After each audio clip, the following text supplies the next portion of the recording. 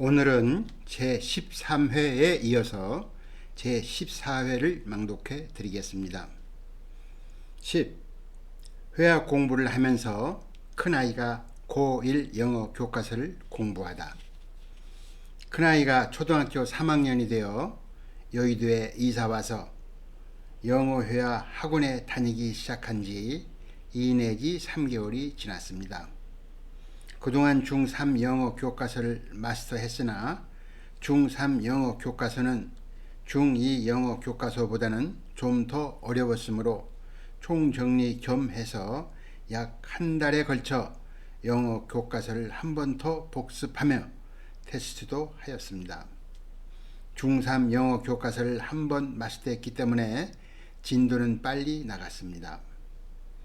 이렇게 이미 한 번 공부한 책을 또다시 복습한다는 것은 참으로 좋은 방법입니다.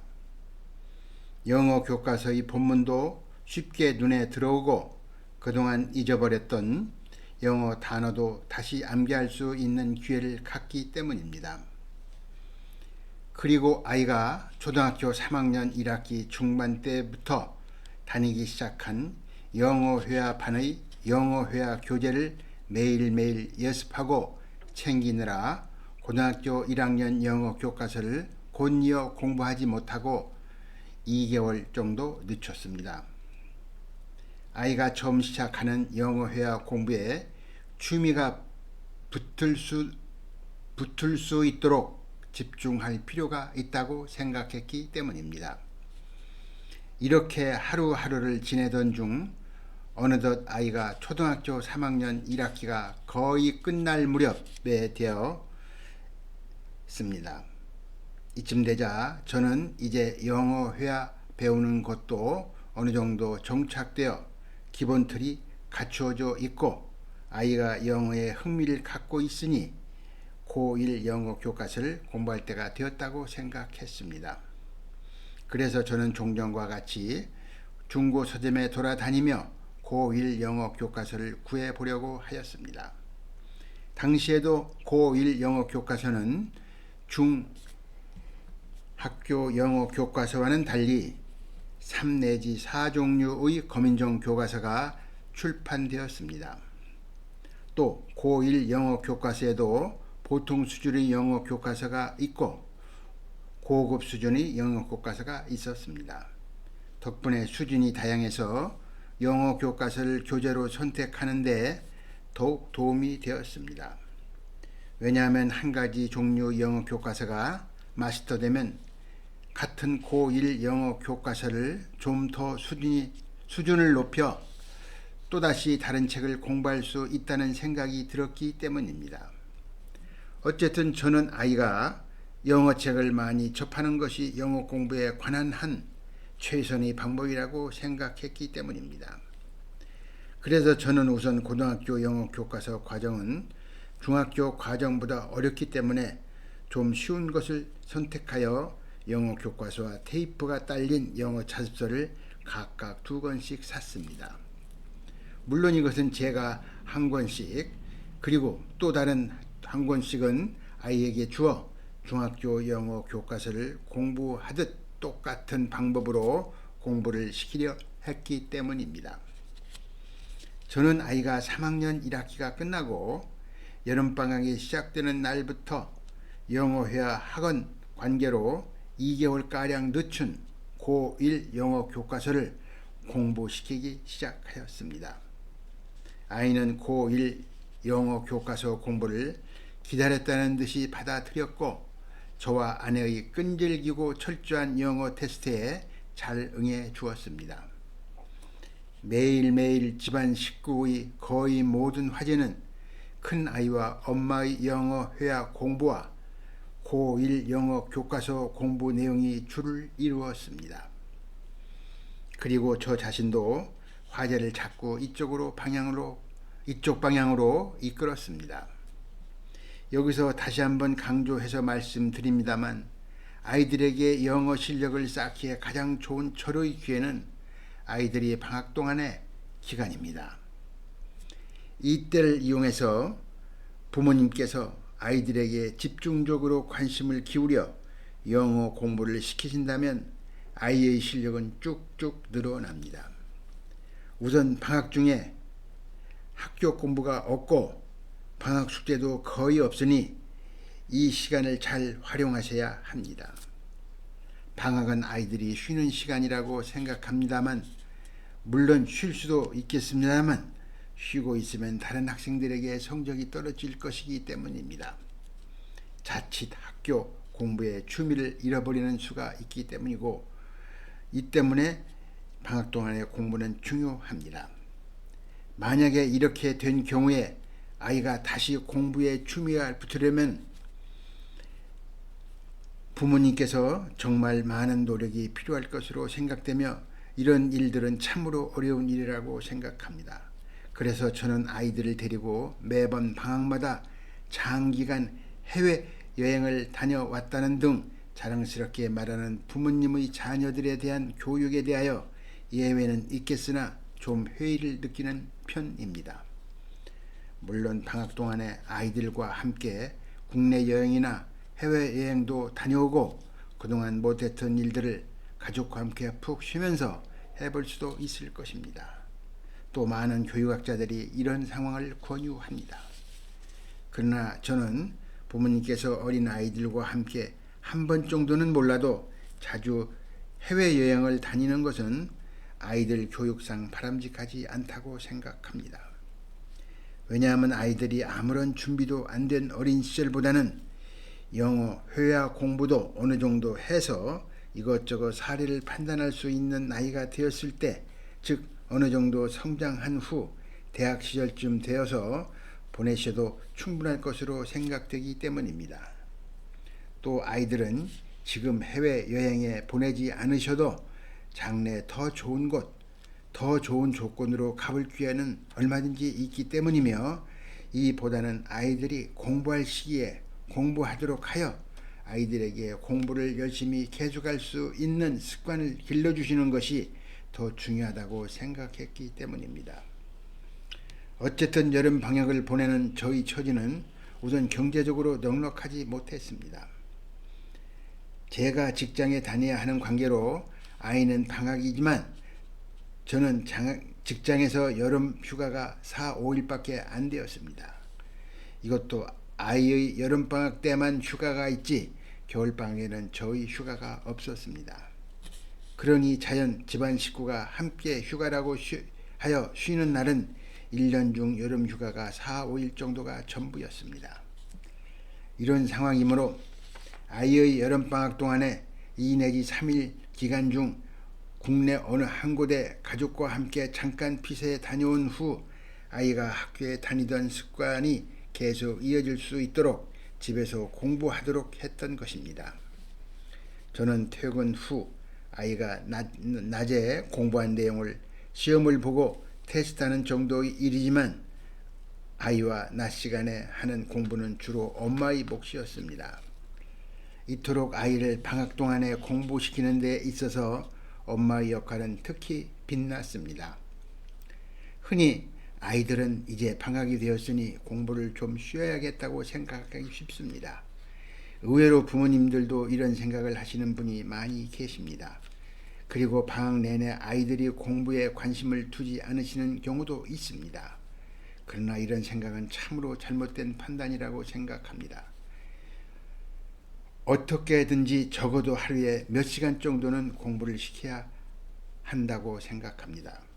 그런데도 만약에 방학 동안에 공부를 쉬어야겠다고 생각하는 아이들이 있다면 부모님께서는 방학 동안에 아이가 집에서 공부할 수 있도록 설득시켜야 한다고 생각합니다. 그래서 저는 방학 전에 아이와 이런저런 대화를 하면서 이런 말을 해 주었습니다. 얘야, 이번 방학이 되면 영어 공부를 더 열심히 집중해 보자. 이 기회에 너의 영어 실력을 더 늘려보는 것이다. 남들이 공부 안 하고 쉴 때 너 자신이 공부한다고 생각하면 즐겁지 않니? 토끼와 거북이를 봐라. 쉬지 않고 꾸준히 노력하면 승리할 수 있는 것이다. 아이는 쾌히 승낙해 주었습니다. 이 나이의 아이들에게 아빠가 설득하면 말을 듣지 않는 어린이는 별로 없을 것입니다. 그러나 만약에 있다면 아이에게 공부하자는 설득에 실패한 부모와 자신의 자녀에게 무관심한 부모가 있을 뿐입니다. 저는 이렇게 아이의 여름방학 동안에 고1 영어 공부와 영어 회화 학원에서의 영어 회화 공부를 집중적으로 시켰습니다. 더불어 방학이 끝난 뒤 아이가 초등학교 3학년 2학기 학교 공부를 대비해서 서점에서 3학년 2학기 전과 지도서를 미리 사서 틈나는 대로 학교 공부도 예습시켰습니다.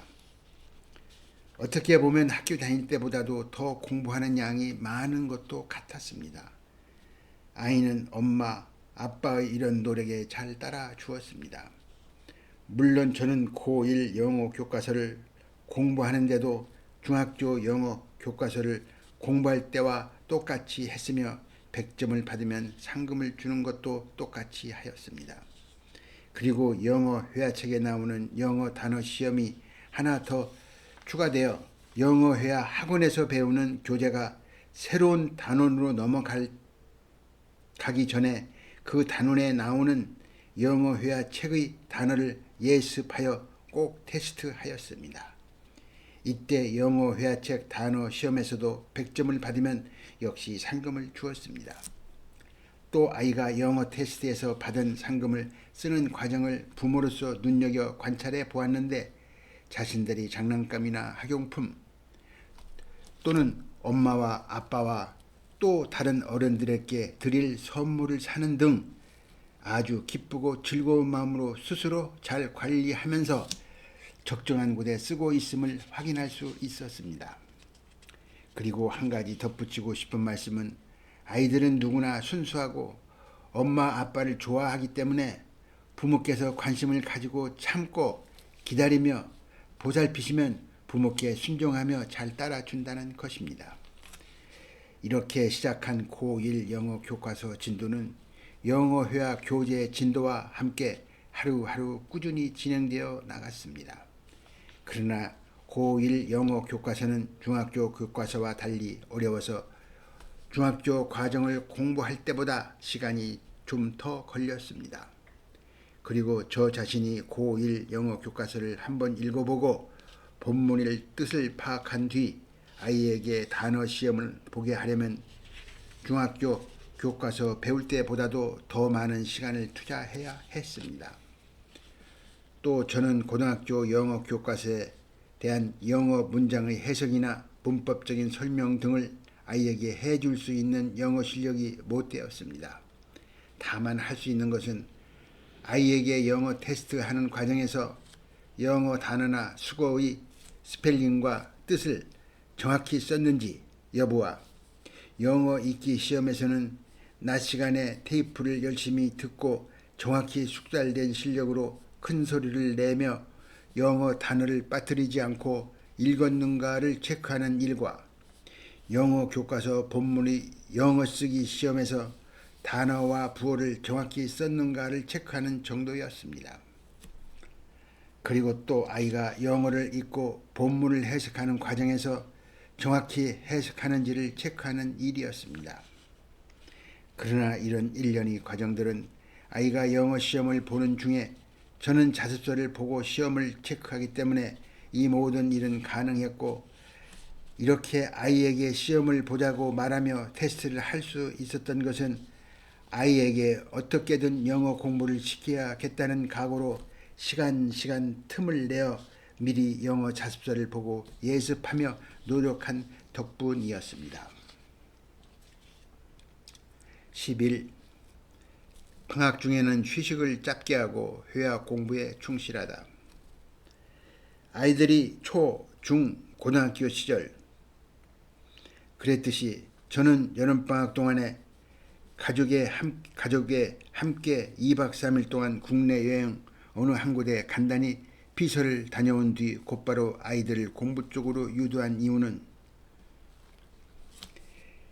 여름방학 중에 거창한 프로그램을 짜서 아이를 장기간 해외여행이나 국내 여행을 보낸다든지 친척집에 보낸다든지 혹은 현장 실습을 한다고 오랜 시간 집을 비운다든지 또는 문화예술 탐방이라는 구실을 붙여 이리저리 여러 날을 공부 아닌 놀자판으로 움직이는 행동을 미리 막아보려는 데 목적이 컸습니다.